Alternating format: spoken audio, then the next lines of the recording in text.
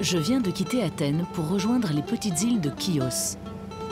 À travers le hublot, le spectacle est grandiose et m'emmène déjà dans une épopée sur la mer Égée. Située à seulement 8 km des côtes turques, Chios est une petite île de 50 000 habitants. La moitié de ses habitants, qu'on appelle les Chiotes, vit dans la capitale également appelée Chios.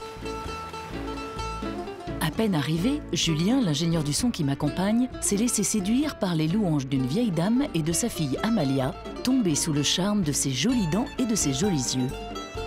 Plus encore, nous avons dû leur faire la promesse de venir célébrer les fêtes de Pâques avec toute leur famille. Nous sommes en effet mi-avril, en pleine célébration de la Pâque orthodoxe qui commémore la résurrection du Christ. Pâques est très suivi dans toute l'île et beaucoup de Chiotes respectent la période du jeûne du carême qui dure 8 jours. Il prendra fin ce dimanche. Appelée l'île des senteurs, Chios est aussi réputée pour un événement curieux, en total décalage avec la sérénité habituelle des églises, celui des Roketopolemos au village de Vrontados.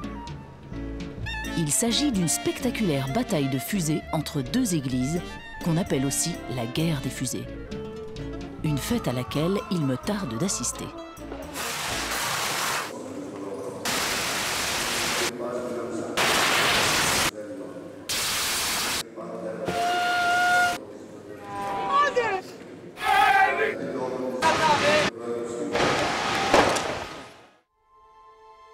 On raconte que l'île de Chios aurait vu naître Homère. Pour preuve, dans l'Iliade, Homère dit de l'homme de Chios: il en est de la race des humains comme des feuilles. En cet instant, moi, je suis de la race des contemplatifs face à la mer Égée, où je pense aux poètes et à l'Odyssée d'Ulysse, et au loin, je crois entendre le chant des sirènes. Les yeux dans le soleil du soir, j'imagine aussi apercevoir la nymphe Calypso, ou encore le cyclope surgir des eaux. Et puis, dans ce calme relatif, je n'ose imaginer le dieu Poséidon sortir des cieux.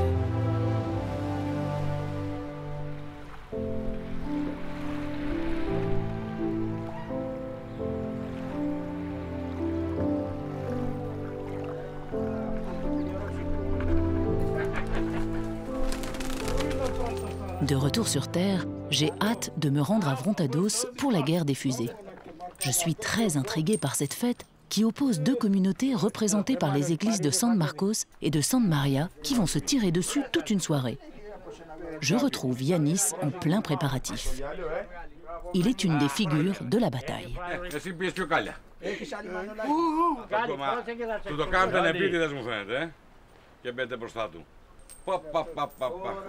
Avec son fils et des amis, Yannis a créé le groupe des Ikaros. Ils ont fabriqué plus de 2500 fusées. Leur cible à eux, c'est l'église Santa Maria. J'ai grandi près de l'église de San Marcos et pour moi, Pâques a toujours été la guerre des fusées. J'ai rien connu d'autre. C'est pas facile d'exprimer ce que je ressens ce jour-là.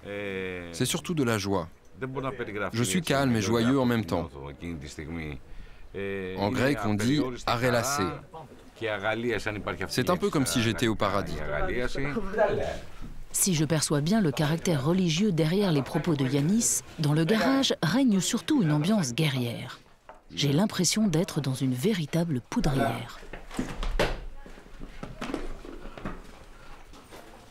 Yannis, εγώ παίρνω τη σιγά κύμα. Là, les mèches, c'est bon. On pourra en recouper. Bravo, c'est bien. Bon, ça suffit les trois. On n'a pas besoin d'être autant. Allez préparer les sacs plutôt.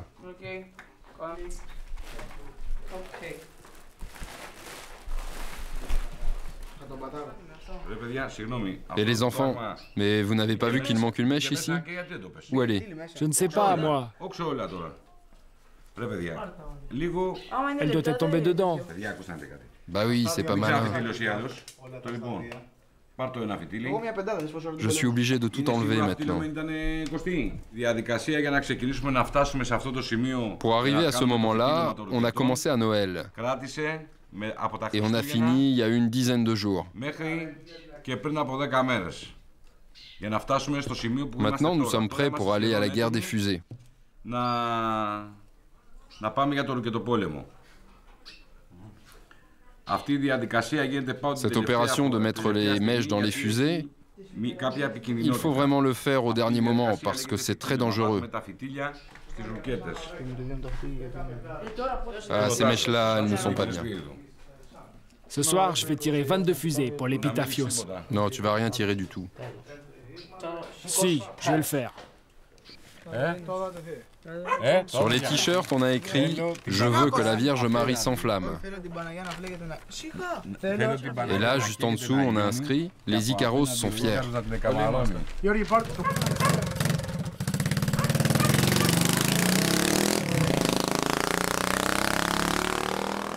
À 2 jours du dimanche de Pâques, de nombreuses processions appelées Epitaphios se déroulent dans toute l'île.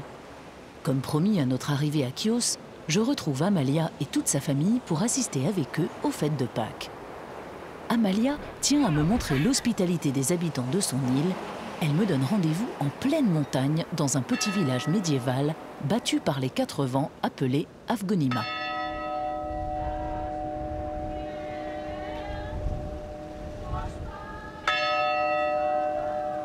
Avec elle, j'assiste à la procession de l'Epitaphios qui symbolise le voyage du corps du Christ par-delà les morts juste avant sa résurrection.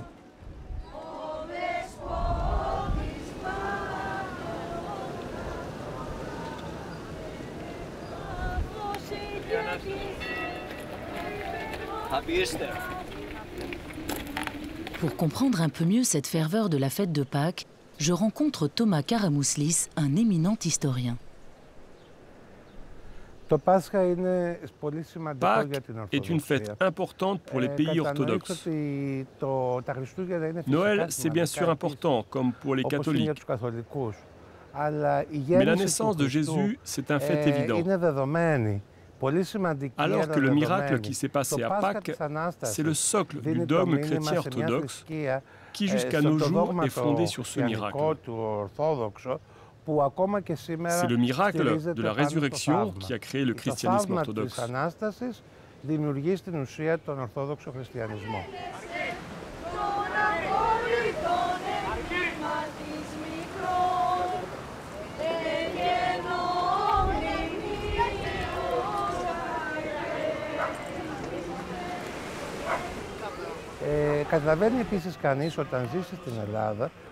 Quand on vit en Grèce et qu'on assiste à cette période du printemps, tout est vraiment majestueux, car c'est comme la renaissance de la nature. C'est une fête de la vie qui sort de son hibernation. Pour un peuple de migrateurs, comme les Grecs, c'est aussi la renaissance de la famille. Quand un enfant ou un membre de la famille vit à l'étranger, il revient au pays, à Pâques, et ça donne lieu à des fêtes, avec de la musique et des repas, et avec énormément de nourriture. Depuis maintenant 1 semaine, comme de nombreux adeptes orthodoxes, Amalia pratique le jeûne qui consiste à ne pas manger de produits issus d'animaux. On vient chaque année à Chios, parce que nous sommes originaires de l'île. Mes grands-parents étaient de Chios. C'est pour cela que je viens chaque année, pour célébrer Pâques.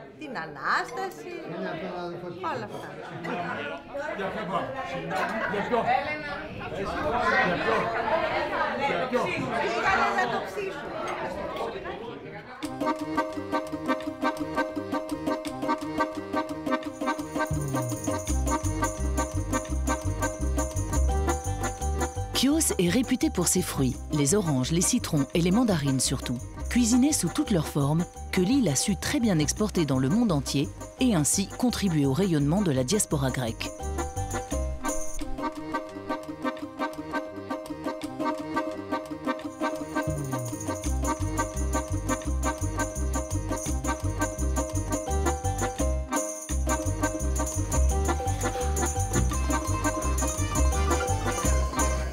Et les fêtes de Pâques, c'est l'occasion d'un retour aux sources pour de nombreux chiotes qui reviennent sur leur île célébrer la fête la plus importante de l'année. Dans toute l'île, les familles se retrouvent au rythme des processions qui ont lieu le vendredi saint dans toutes les villes et villages. Partout, autour de chaque église, dans chaque ruelle, sur chaque place, j'entends la cloche et je croise de nombreux fidèles en pleine ferveur qui accompagnent le Christ qui bientôt sera ressuscité des morts.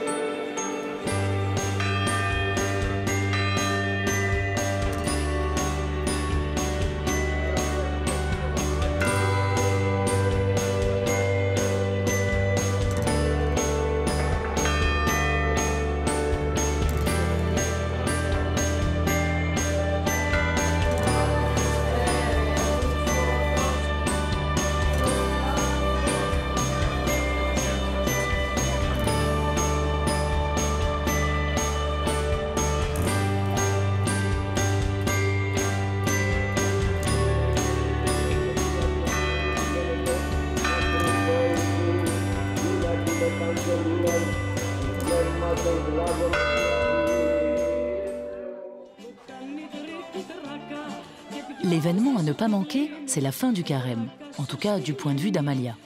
Encore une fois, elle tient à me faire partager ses fêtes de Pâques.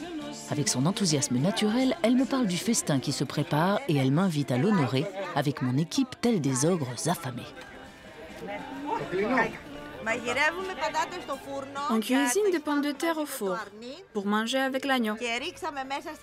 On l'a assaisonné avec des oignons, du romarin, de l'huile, du sel et 5 côtes de porc pour donner de la saveur aux pommes de terre. L'agneau, on le prépare séparément avec les abats et ça prend 4 à 5 heures de cuisson. Ça dépend du feu et du poids de l'agneau. À côté, vous voyez, ce sont les abats, une spécialité de Pâques.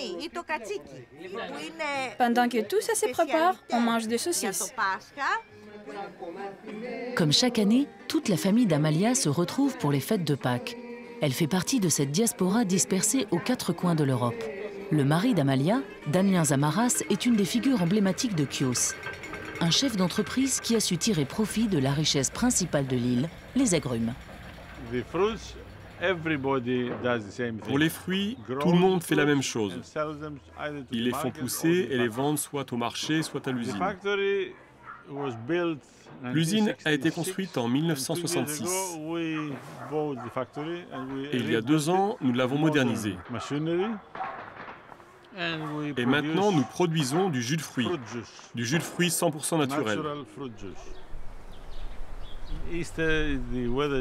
Dans cette période de Pâques, nous avons un beau temps qui ressemble au printemps. C'est très agréable et c'est une période où les gens aiment revenir sur l'île de leur enfance, dans leur village natal, pour y passer la semaine. C'est une véritable tradition. Nous fêtons Pâques bien plus que Noël. Noël n'est devenu une fête populaire que depuis une trentaine d'années. C'est parce que le reste de l'Europe célèbre Noël que nous le célébrons aussi.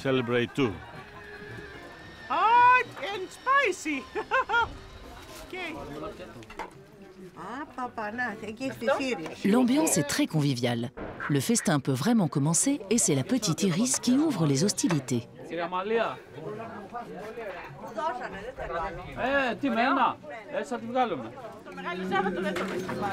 Même les chiens, qui ont été pour la plupart recueillis par Amalia, sont de la fête.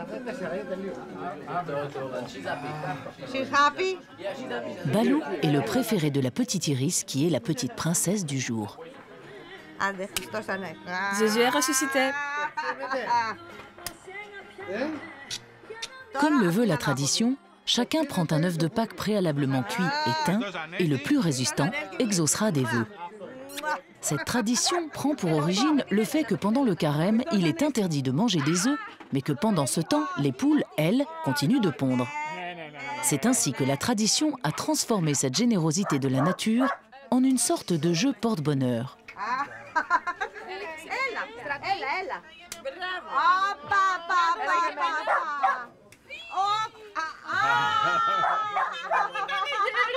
Alors, moi aussi, je me prête au jeu et je fais un vœu. Peut-être. Jésus est ressuscité. Oh. Maintenant, toi. Oh. Ah, le mien, c'est le meilleur. Alors, je le garde. D'accord. Moi, je vais le manger, moi. Ouais. Bien sûr.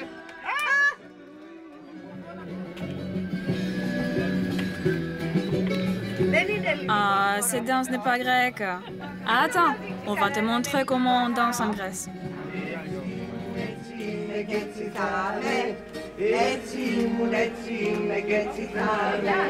Repu par tant de nourriture, il est temps pour moi et mes deux compères de quitter la fête avant de ne plus avoir la force de bouger.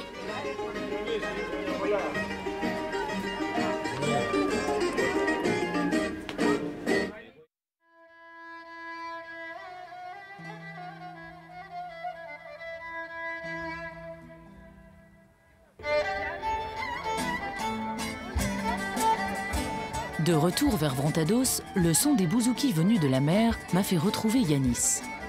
Entourés de sa petite troupe des Ikaros, ils en profitent pour tester leurs fusées en public, car demain, c'est le grand jour. C'est la guerre des fusées.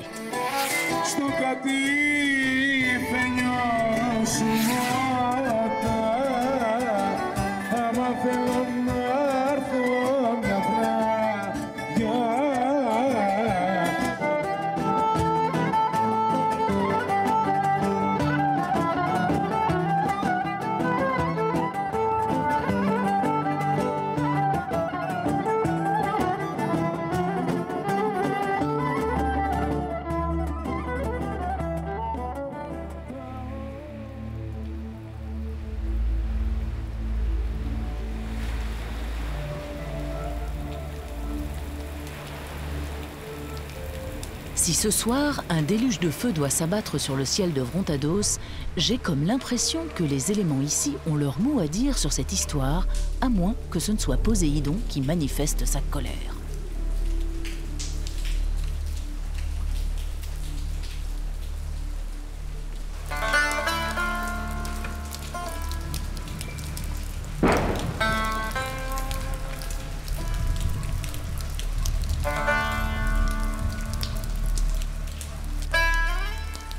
Sous la pluie battante, San Marcos regarde San Maria. Deux églises construites au XVIIe siècle qui se sont toujours fait la guerre. Pour résister, toutes deux se sont recouvertes de grillages et de barricades pour se protéger des fusées qui viendront les assaillir à la nuit tombée.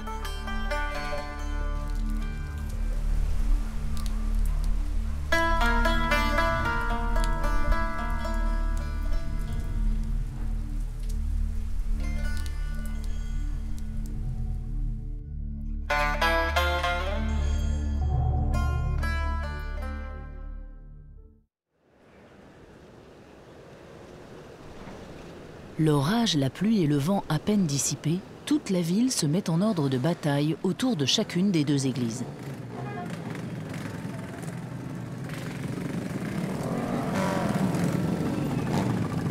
Comme depuis toujours, Yanis et les siens installent leur QG au pied de l'église San Marcos.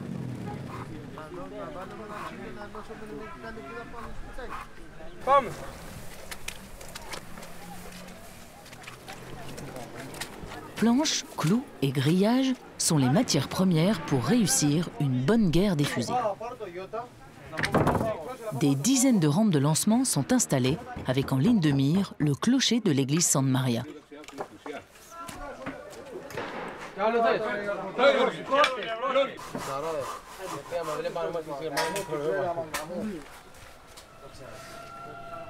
Autour des églises, les habitants s'affairent à protéger leurs maisons des fusées qui risquent de mettre le feu.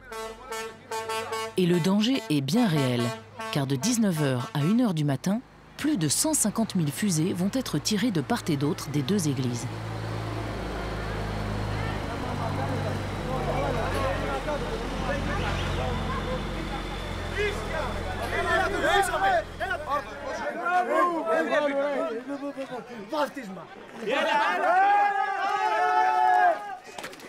L'esprit guerrier qui règne dans la ville m'inquiète un peu. Une drôle d'ambiance s'installe et se lit sur le visage de ces grands enfants qui s'apprêtent à jouer à la guerre. Je me rassure en les observant mi-sérieux, mi-joueurs. J'espère que tout ceci n'est qu'une caricature.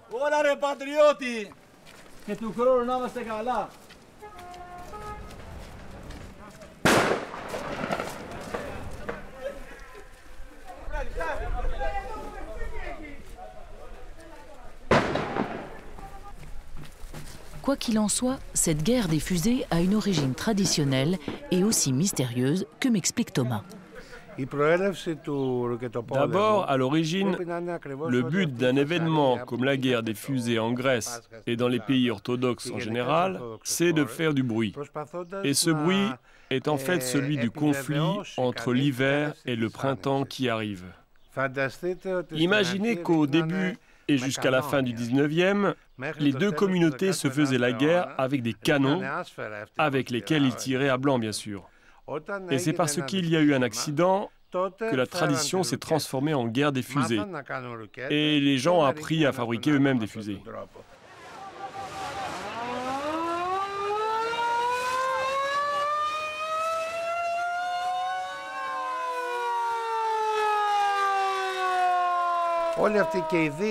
Bien sûr, les deux communautés orthodoxes fêtent Pâques en faisant du bruit pour rappeler celui de la terre quand elle s'est ouverte au moment de la résurrection et par où Jésus et les autres morts ont ressuscité. Et le printemps symbolise cette ouverture de la terre. Alors on fait la fête. C'est une fête traditionnelle grecque avec plein de nourriture, du vin et de la musique. Et c'est ainsi que les deux communautés se réconcilient. Il est 19h. Les Ikaros ont pris place sur la terrasse du QG et une sorte d'euphorie gagne les rangs des troupes qui commencent à effectuer les premiers essais de fusées. Yanis, qui tardait à arriver, vient de débarquer. Son fils et tout le groupe me donnent l'impression d'accueillir leur chef.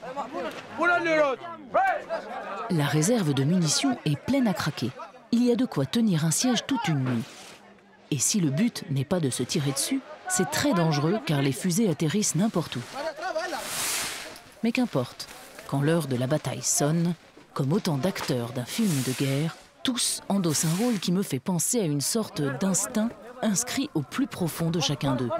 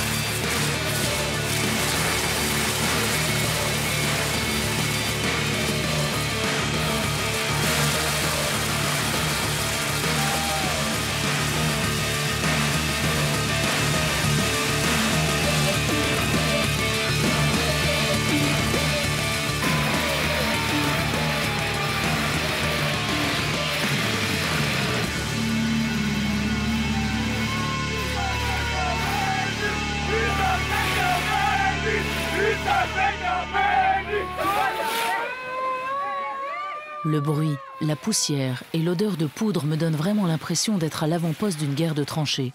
En tout cas, plus près de l'enfer que du paradis. Mais après tout, ce n'est qu'une question de point de vue, car en observant Yanis, il me fait penser à un vieux commandant de guerre, toujours fidèle à son poste, debout sur sa terrasse et exposé aux fusées, donnant l'impression de vivre son bonheur absolu.